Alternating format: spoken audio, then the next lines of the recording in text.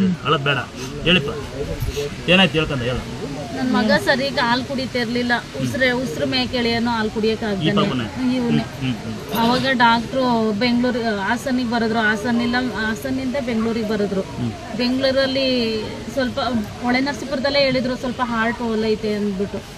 ಅಲ್ಲಿ ಬೆಂಗಳೂರಿಗೆಲ್ಲ ಹೋದ್ಮೇಲೆ ಮತ್ತೆ ಹಾಸನಿಗೆ ಬರೆದು ಇವನಿಗೆ ಮೈಂಡೇ ಬೆಳೆಯಲ್ಲ, ಮತ್ತೆ ನಡೆದಾಡೋದು ಕಡಿಮೆ ಅಂತ ಹೇಳಿದ್ರು.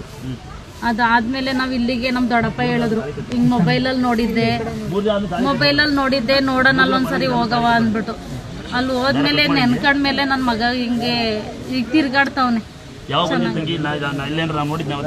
ನೀವು ಸಿಕ್ಕೇ ಇಲ್ಲ, ನನಗೆ ಸಿಗದೆ ಇರೋದಕ್ಕೆ ಇವತ್ತು ಬೆಳಗ್ಗೆಯಿಂದ ಕಾದಿದ್ದೀವಿ.